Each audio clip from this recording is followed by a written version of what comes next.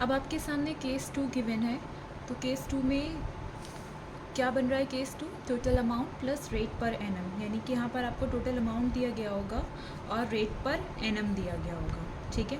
Per annum आपको ध्यान रखना है। तो जैसे कि एग्जांपल देते हैं, सॉरी पहले इसका फॉर्मूला देखते हैं। इसका फॉर्मूला क्या होगा? इंटरेस्ट ऑन ड्राइंग का total drawings into rate into 6/12, ठीक है। और एग्जांपल लेते हैं, जैसे कि ए ने विड्रू कितना करा अमाउंट 40,000 ए अगर विड्रू कर रहा है, ठीक है, किसी एक ईयर में 40,000 ए विड्रू कर रहा है और उसका इंटरेस्ट ऑन ड्राइंग कितना चार्ज होना है, आईओडी कितना चार्ज होना है इसका 12% पर एनम, ठीक है। तो किस तरह से हम लोग इसको सॉल्व करेंगे? टोटल ड्राइंग्स में हम रखेंगे 40,000 इंटू रेट इसका 12% है और मंथ है 6/12, ठीक है।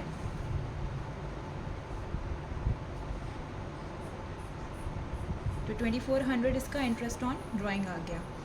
इसके अलावा एक और मेथड होता है इसको सॉल्व करने का। इसका एक और मेथड है सॉल्व करने का, जैसे कि अगर हम मान लें कि ड्राइंग्स हर मंथ की गई है, ठीक है, हर मंथ अगर ड्राइंग की जाएगी तब भी आपका जैसे जनवरी से लेकर के दिसंबर तक पूरा ईयर बन रहा है, तो फिर पर मंथ के हिसाब से वो ड्राइंग कैलकुलेट होगी। अमाउंट इंटरेस्ट ऑन ड्राइंग का लास्ट में 2400 ही आएगा। और यहाँ पर हम क्या करते हैं, यहाँ पर हम टोटल अमाउंट ले लेते हैं और ये सोच लेते हैं कि इवनली ड्राइंग की गई है पूरा साल, ठीक है। तो टोटल अमाउंट रेट में रखते हैं और जो मंथ है इसलिए हम 6/12 ले लेते हैं, ठीक है। अब आते हैं केस 3 पर।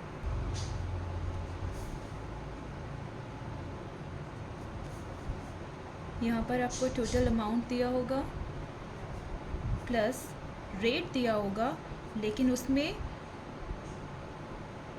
पर एनम वर्ड नहीं दिया होगा, ठीक है, विदाउट पर एनम होगा, okay.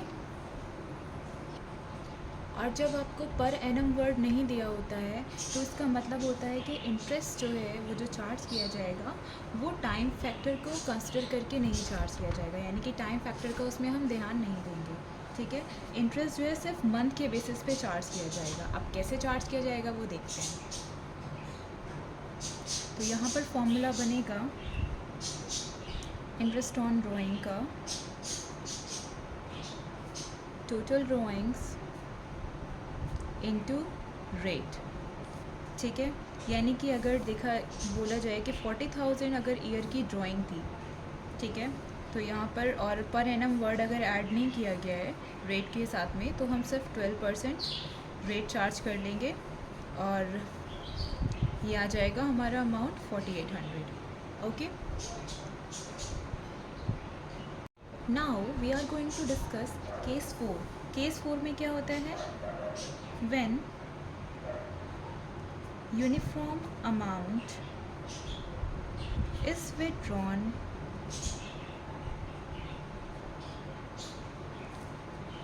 at uniform monthly interval, यानी कि आप एक यूनिफॉर्म अमाउंट आप एक यूनिफॉर्म मंथली इंटरवल पर निकालते हैं, ठीक है। तो उसको कैसे कैलकुलेट करते हैं? तो उसको कैलकुलेट करने के लिए यानी कि कोई आप फिक्स्ड अमाउंट निकाल रहे हैं, हर मंथ निकाल रहे हैं, ठीक है, फिक्स्ड अमाउंट आप विड्रॉ कर रहे हैं और हर मंथ आप उसको विड्रॉ कर रहे हैं। तो यहाँ पर दो मेथड होते हैं इसको कैलकुलेट करने के लिए। पहला होता है इसका प्रोडक्ट मेथड, जिसको हम लोग ऑलरेडी डिस्कस कर ही चुके हैं, ठीक है। और इसका सेकंड आता है एवरेज पीरियड मेथड, ठीक है। एवरेज पीरियड मेथड को हम देख लेते हैं। इसमें क्या होता है कि ना दो कंडीशंस होनी चाहिए। इसकी दो कंडीशंस क्या क्या हैं? पहली कंडीशन है कि अमाउंट जो है, अमाउंट ऑफ ड्राइंग जो है वो यूनिफॉर्म होनी चाहिए, ठीक है, अमाउंट ऑफ ड्राइंग यूनिफॉर्म हो, ओके। और इसकी सेकंड कंडीशन है कि टाइम इंटरवल दो कॉन्सिक्यूटिव ड्राइंग के बीच का जो टाइम इंटरवल है वो भी आपका यूनिफॉर्म होना चाहिए, यानी फिक्स्ड होना चाहिए, ठीक है। Time interval between two consecutive drawings is also uniform, ठीक है। अब इसका फॉर्मूला देख लेते हैं। इसमें इंटरेस्ट ऑन ड्राइंग को चार्ज करने का फॉर्मूला क्या होता है?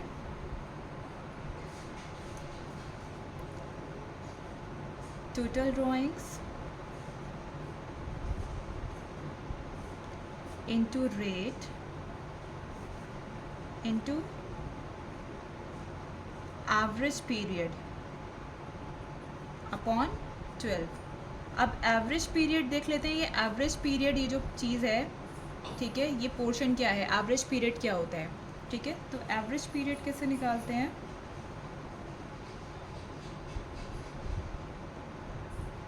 Average period is equals two months left after first drawing, यानी कि आपने पहली ड्राइंग जो करी उसके बाद में जितने मंथ्स रह जाते हैं, ठीक है, और आपने लास्ट ड्राइंग जब करी उसके बाद में आपके जितने मंथ रह जाते हैं उन दोनों को ऐड करेंगे और क्या करेंगे, आप 2 से डिवाइड कर देंगे।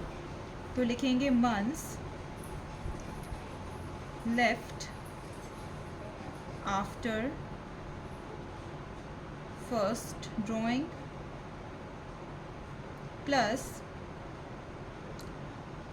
Months left after last drawing, ठीक है। इनको हम ऐड कर लेंगे और उसको डिवाइड कर देंगे 2 से। तो क्या होगा, अब आपका एवरेज पीरियड निकल आएगा। और जब आपका एवरेज पीरियड निकल आएगा तो आप टोटल ड्राइंग रखेंगे, उसका रेट रखेंगे, ठीक है। जैसे 12% है तो 12/100 रख दिया, और एवरेज पीरियड रखेंगे जो आपने निकाला हुआ है पहले ही, और उसको डिवाइड बाई 12 कर देंगे, ठीक है। तो और इस केस 4 के भी कई सारे पार्ट हैं, उनको भी हम आगे समझेंगे।